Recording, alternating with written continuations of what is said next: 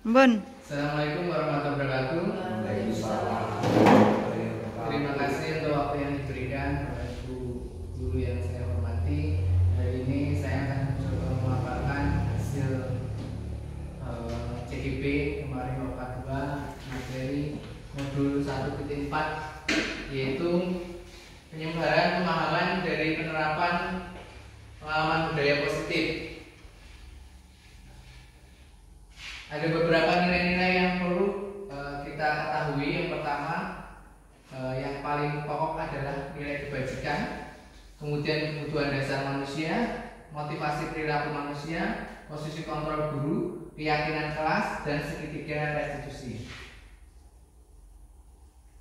Ini adalah profil pelajar Pancasila. Seperti yang kita ketahui ada 6 dimensi. Dari benaran kritis, berbineka global, bergotong royong, kreatif, benaran kritis dan mandiri ya. Kemudian yang miskonsepsi, next. Nah, ini miskonsepsi teori kontrol.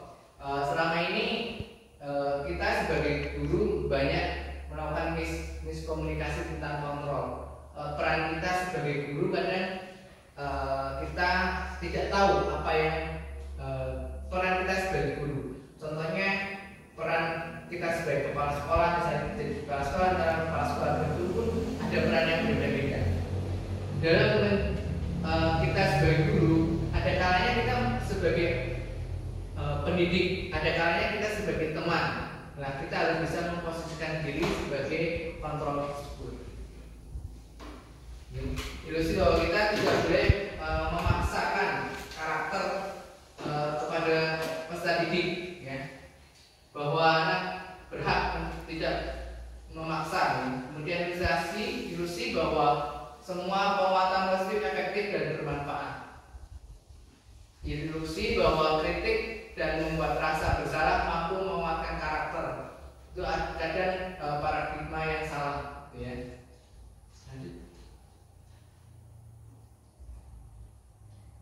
Kemudian paradigma yang betul bagaimana? Nah, contohnya ini, realitas stimulus respon tentang dunia dan teori kontrol tentang dunia. Ini pendekatan yang berbeda nih. Teori kebutuhan kita sama, tapi realitas kebutuhan yang kita hadapi berbeda. Contohnya seperti itu. Stimulus realitas antara kebutuhan kita sama, tetapi menurut teori tentang dunia, realitas kebutuhan kita berbeda.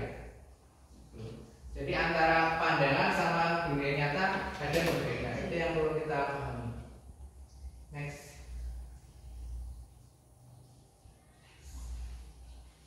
Ya, ini disiplin positif Bapak Ibu. Teori budaya positif aksi nyata 1.4 modul 1.4. Poin disiplin positif.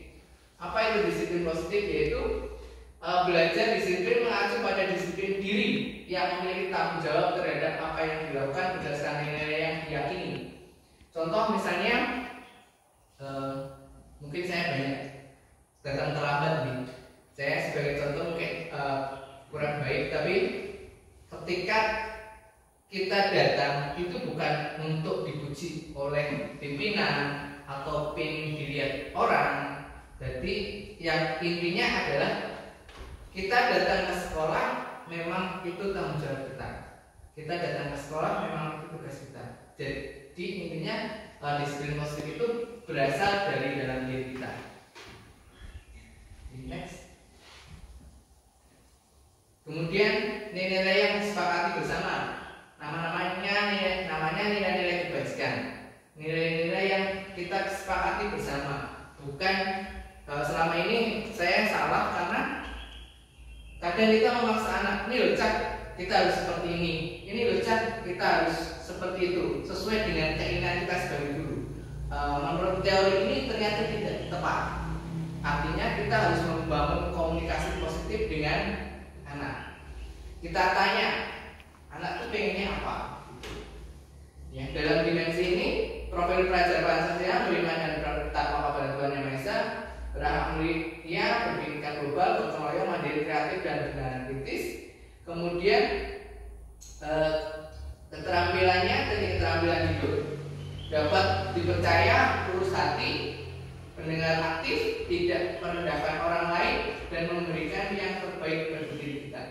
Memang kadang nilai karakter itu lebih ditekankan lebih utama daripada sekedar ilmu pengetahuan. Untuk yang kurikulum Merdeka ini, jadi bukan hanya pengetahuan kita transfer ilmu saja, tapi lebih pada karakter yang akan kita tonjolkan untuk kurikulum Merdeka. Kemudian kebutuhan dasar. Manusia itu memiliki kebutuhan dasar yang menurut ahli itu ada beberapa, ya.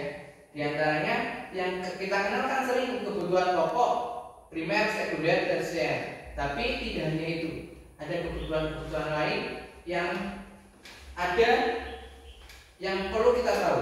Next. Yaitu yang pertama adalah bertahan hidup. Bertahan hidup itu masuk kebutuhan pokok, makan, minum, tempat tinggal, keamanan, kesehatan itu bertahan hidup. Kemudian kasih sayang dan rasa diterima, itu kebutuhan Bapak Ibu. Kadang anak merasa kurang dihargai, kadang kita juga merasa tidak dihargai. Ternyata itu masuk dari kebutuhan kasih sayang. Kita juga merasa pengen disayang. Berarti kadang anak itu buat ulah, tapi sebenarnya anak itu pengen apa sih? Ternyata dia pengen sebenarnya disayang, gitu, pengen cari perhatian, sebenarnya seperti itu. Kemudian penguasaan, harga diri, keinginan untuk dianggap, memimpin, berprestasi. Memang ada beberapa kasus anak kita yang pengen dilihat dulu. Nah, kita perlu mengenali 5 kebutuhan dasar manusia. Yang berikutnya adalah kebebasan. Artinya anak sudah pengen kebebasan, tapi kebebasan yang bagaimana? Kebebasan yang terkontrol, tidak alhamdulillah tidak, tapi ada kebebasan untuk mengungkapkan pendapat, kebebasan untuk menyampaikan keinginan. Itu yang kadang kita sebagai guru, saya sebagai guru kadang wes manut Pak Guru. Ternyata itu salah. Terus yang kelima adalah kesenangan. Artinya kita sebenarnya lupa pada 5 kebutuhan dasarnya yang sering adalah kesenangan. Artinya ketika belajar yang utama adalah kita membuat anak senang. Karena ketika senang, apapun materi yang kita berikan itu insya Allah akan masuk. Di awal-awal pembelajaran kemarin, sebelum mulai pelajaran di kelas 6, saya mencoba namanya speaking atau bermain. Jadi permainan dulu, dan itu masuk dalam kesepakatan kelas. Nanti kita akan bahas untuk kesepakatan kelas. Ya, ini 5 kebutuhan dasar. Nanti akan nyambung ke sana. Lanjut. Kemudian motivasi perilaku. Tadi contoh yang tadi kita bisa datang terlambat. Kita disiplin. Itu yang terbaik adalah dari dalam diri kita, bukan karena pengen dilihat atasan, rajin, itu tidak, tapi dari dalam diri kita. Kemudian perilaku motivasi perilaku, ada yang motivasi dari luar atau ekstrinsik dan motivasi intrinsik. Kalau motivasi ekstrinsik itu motivasi yang dari luar. Yang pertama menghindari hukuman. Nanti saya datang supaya tidak terlambat, saya biar tidak dihukum. Jadi saya datang tidak terlambat. Terus untuk mendapatkan imbalan atau penghargaan dari orang lain. Oh, itu Pak Guru yang atau Bu Guru itu datang tidak terlambat, itu mendapat ujian dari orang lain. Menurut saya yang paling baik adalah motivasi dari motivasi intrinsik atau motivasi yang dari dalam diri sendiri untuk menjadi orang lain yang mereka inginkan dan menghargai diri sendiri. Artinya kita datang tepat waktu, disiplin dan melakukan segala sesuatu memang benar-benar dari keinginan diri kita, bukan untuk tadi unsur ekstrinsik, hukuman ataupun penghargaan dari orang lain. Kemudian Bapak Ibu, ini yang kemarin saya share di grup WA, hukuman, konsekuensi, dan restitusi. Kalau hukuman itu kita memberikan sanksi kepada anak. Misalnya anak tidak mengerjakan PR, kemudian kita hukum dengan lari-lari. Ini tidak ada hubungannya. Kalau tidak ada hubungannya, masuknya hukuman. Ya. Tapi kalau kita masuk ke konsekuensi, itu yang bagaimana konsekuensi itu ini? Ketika misalnya kita datang terlambat, maka konsekuensinya kita ulangan, kemudian pas ulangan kita datang terlambat. Konsekuensinya kita kehilangan waktu. Itu namanya konsekuensi. Jadi kita datangnya telat 5 menit, maka kita akan kehilangan waktu itu 5 menit. Itu namanya konsekuensi. Atau misalnya ketika murid kita tidak mengerjakan tugas, sebagai konsekuensinya bagaimana? Pertama mungkin tidak dapat nilai. Atau ketika kita memberi kelonggaran, maka diberi kesempatan mengerjakan nanti di jam istirahat. Artinya anak akan kehilangan jam istirahat. Ini masih mending ya, konsekuensi itu masih karena masih ada hubungannya. Yang nggak boleh ada hukuman. Konsekuensi masih ada hubungannya dengan tadi kesalahan anak, kemudian efeknya kita berikan. Nah, yang terbaik menurut budaya positif adalah restitusi. Apa itu restitusi? Kita perlu mengetahui dulu, ketika anak terlambat, kita tanya dulu kenapa.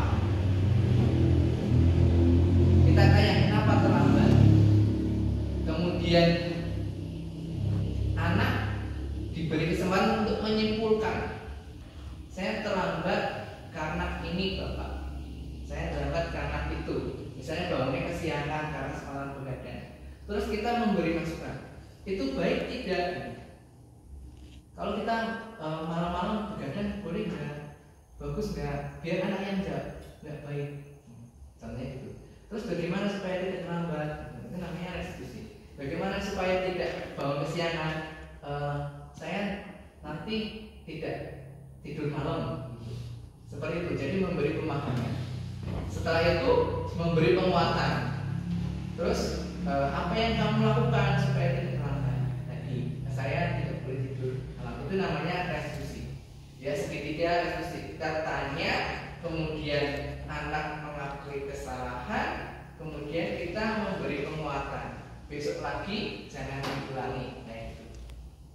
Oke, itu restitusi. Dari ketiga ini menurut saya yang terbaik adalah restitusi. Next. Kemudian 5 positive control. Ini Bapak Ibu yang sering yang tadi saya sampaikan, peran kita berada di mana nih? Kita sering, saya terutama berada di pada penghukuman. Anak apa nakal? Mungkin untuk push up atau kita marah-marah itu, kamu pokoknya salah gitu. Itu kita masuk ke kita pada kita posisinya di penghukum, dan itu anak akan membentak sekali. Ya. Kemudian membuat rasa bersalah. Ini yang kedua, ini salah. Nggak tahu alasannya, nggak mau tahu alasannya, kamu salah. Ya, pokoknya salah gitu. Kita kadang seperti itu. Ya. Kemudian pemantau. Ketika kita berada di posisi pemantau, kita melihat sudah mulai mana sih? Oh, ini anak terlambat. Kenapa? Itu kita posisinya sebagai pemantau. Jadi ada analisis, mencari alasan dan sebagainya. Itu posisi pemantau. Kemudian berikutnya adalah sebagai teman. Kita sebagai teman kadang anak itu kadang butuh kedekatan. Katanya kalau kita perannya sebagai teman, maka anak tidak takut kepada kita, tidak segan. Tapi kalau kita perannya sebagai penghukum, nanti anak jadi takut sama kita. Besok nggak akan cerita lagi, atau mungkin besok nggak apa ya. Jadi ada ketakutan. Nah, yang baik adalah kita sebagai teman. Ketika jadi teman, kita tahu permasalahannya, kemudian kita memposisikan sebagai anak juga. Kemudian peran yang terbaik adalah sebagai manajer. Manajer itu yang bagaimana? Kita memberi pilihan-pilihan terbaik. Keputusan tetap di anak. Itu namanya manajer. Kita membuat pertanyaan-pertanyaan, kemudian biar anak menyimpulkan sendiri. Itu posisi 5 posisi kontrol sebagai guru. yang terbaik adalah yang sering kita lakukan adalah kita penghukum kemudian pembuatan sah bersalah. Itu yang sering kita rasakan nih. Saya terutama begitu saya dapat ini, saya merasa apa ya? Jadi oh iya. Tapi alhamdulillah saya mengikuti CGP ini, saya ngerti kok ya. Peran saya harus sebagai pemantau, teman dan manajer, tidak lagi menutup diri sebagai pembatas perilaku. Salah, kamu salah. Itu yang perubahan yang saya rasakan seperti itu. Lanjut. Kemudian contoh penerapan 5 posisi tadi contoh ya, sebagai penghukum misalnya tadi keliling lapang 5 kali, nggak peduli salahnya apa, bahkan nggak mengerjakan PR, kemudian kamu saya hukum yang bendera umat negara misalnya. Keliling lapangan itu tidak ada namanya, posisinya sebagai penghukum. Kemudian pembatasan bersalah harus berkali-kali bahwa beritahu kamu. Kita bilang kita sadar, Pak Guru kan udah bilang berkali-kali seperti itu, tapi kenapa kau masih ulang? Itu peran kita pembatasan bersalah. Jadi anak merasa kecewa, merasa bersalah anak. Next. Kemudian peran sebagai teman. Ayo dong ikuti aturan sekolah, ikuti kesempatan kelas. Jadi ajakan, himbauan, lebih lunak lagi, bukan lagi sebagai memaksa ataupun mengintimidasi atau memaksa ya anak, tapi ayo ikuti, tolong bantu bapak, lebih lembut kata-katanya, lebih tidak apa ya, lebih enak didengar. Kemudian sebagai posisi sebagai pemantau tadi, kamu sudah melanggar aturan sekolah, kamu tahu konsekuensinya. Setelah itu langsung beri atribut lengkap dan jangan diulangi lagi. Disampaikan kamu salah, kemudian jangan diulangi lagi, itu masih baik pada posisi pemantau. Nah yang terbaik apa posisi kontrol sebagai manajer? Apa kamu tahu salahmu? Tadi kita tanya analisis dulu. Ketika bisa jadi tanpa kita sadari, kadang kita tidak tahu kalau kita salah gitu. Kita kadang tidak tahu kalau kita salah, ngeyel gitu kan, biasanya gitu. Kira-kira bagaimana memperbaiki kesalahan itu? Nah, kita diskusi kepada anak. Itu posisi manajer. Kemudian posisi kontrol, apakah aku? Jadi ketika ini dalam posisi anak ya. Ketika yang pertama tadi, anak akan merasa kecewa sekali dengan kamu. Jadi kita anak poinnya tadi, kalau kita anak merasa kecewa, kemudian anak tidak pernah melakukannya yang tadi disalah-salahkan. Kamu salah. Anak merasa aku tidak pernah benar melakukannya. Aku salah, semua salahku, gitu kan? Kadang biasanya gitu. Itu posisi yang kedua. Terus apa rencanamu untuk menyelesaikan masalah ini? Posisi yang ketiga, udah masuk yang ketiga. Terus posisi teman, ini posisi teman. Ayolah lakukan ini yang posisi teman ya. Ini yang kamu tidak pernah mendapatkan nilai jika tidak mengerjakan tugas. Ya, ini sebagai manajer. Ini posisi anak, posisi dalam diri anak ketika tadi 5 kontrol tadi yang kita lakukan, yang tanpa sadari kita lakukan. Lanjut. Nah, ini keyakinan kelas Bapak Ibu. Keyakinan kelas itu secara intinya hampir sama dengan peraturan kelas. Bedanya apa peraturan kelas dan keyakinan kelas? Kalau peraturan kelas rata-rata dibuat oleh guru. Kita membuat checklist, tidak boleh makan di kelas, kita yang buat. Tapi kalau keyakinan kelas, kita bareng-bareng sama anak. Anak pengen apa sih? Pengen kelas kita dibuat apa? Kemarin saya mencoba di kelas 6, ternyata dapat keyakinan kelas. Pak, boleh makan di kelas. Itu ada keyakinan kelas. Boleh makan di kelas. Nanti kita analisis bersama. Kemudian ternyata itu gugur. Keinginan makan di kelas ternyata gugur. Ada keinginan kelas itu indah, bersih. Kalau peraturan kelas adalah piket sesuai jadwal, itu kan peraturan kelas. Tapi kalau keyakinan kelas dibuat kata-kata motivasi. Kelasku bersih, kelasku indah. Nah, untuk mewujudkan mewujudkan kelas bersih, kelas indah, maka dilakukan belajar dengan menyenangkan. Kemarin di kelas 6 ada beberapa keyakinan kelas belajar menyenangkan. Jadi saya juga pusing ketika membuat keyakinan kelas ini. Saya yang harus tadi karena ada permainan tiap pagi. Saya bingung tiap pagi itu cari permainan apa gitu. Jadi supaya anak tetap bahagia kelas. Bagi itu lanjut itu keyakinan kelas. Nah ini contoh keyakinan kelas. Ini adalah post-it yang dilakukan siswa. Anak itu pengen apa? Kemudian nilainya apa? Peduli, menghormati. Itu ada nilai-nilainya yang diambil. Nah ini segitiga resolusi Bapak Ibu yang tadi yang ditawarkan. Kita kalau bisa sekarang sudah ada dokumen konsekuensi paling minimal konsekuensi. Nah yang terbaik adalah segitiga resolusi. Kita tanya dulu validasi tindakan kesalahan. Jadi benar nggak kamu melakukan itu? Tanya dulu benar nggak. Kalau benar, kemudian menstabilkan identitas. Menstabilkan itu anak menyadarkan aku salah. Terus yang baik bagaimana itu namanya menstabilkan identitas. Kemudian tadi setelah validasi tindakan salah, kemudian menstabilkan identitas, berikutnya adalah menanyakan keyakinan. Yang baik menurutmu apa nak? Harusnya bagaimana nak? Itu namanya segitiga restitusi. Ya, jadi ini ya tentunya tidak ada manusia yang sempurna gitu. Kemudian pada saat tindakan yang salah, kamu tentu punya alasan.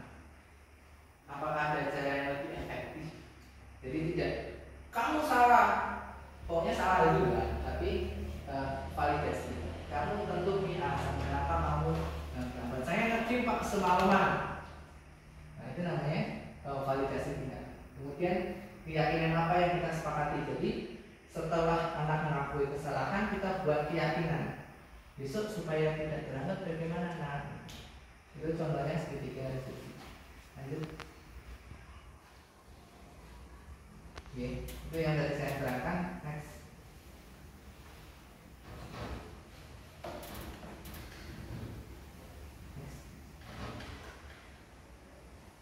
Ini contoh ya, ini punya teman CDP juga, Robun 1 Bu Juliana. Ya. Sebagai penutup, pada modul budaya positif dalam penerapan disiplin positif, hendaknya guru memiliki standar kepribadian profesional sosial yang baik, di mana guru mampu merefleksi dirinya dalam posisi kontrol saat ini, bagaimana menjalankan dirinya sebagai ampong atau manajer yang terbaik, kemudian yang menentukan murid-muridnya menjadi insan mandiri, merdeka, dan bertanggung jawab. Itu menurut standar nasional pendidikan yang diharapkan dari guru-guru mereka. Itu Bapak Ibu yang bisa saya sampaikan. Mungkin kalau kurang jelas bisa tanya saya, nanti kita diskusi di lain waktu. Tapi jujur dengan budaya positif ini saya banyak kena. Saya banyak mengalami pelaku yang salah. Saya selama ini menyadari saya pelaku yang salah. Tapi dengan belajar ini saya mulai mengerti seharusnya seperti itu. Jadi nanti jika penjelasan saya kurang jelas, PPT ini nanti akan saya share, kemudian modul budaya positif 1-4 nanti saya bagikan di grup sekolah. Mungkin itu ada pertanyaan Bapak Ibu? Nanti ada beberapa contoh kasus. Sebenarnya kalau kita waktunya panjang, kita ada contoh kasus, kemudian kita menyelesaikannya simulasi. Karena ini hari Jumat,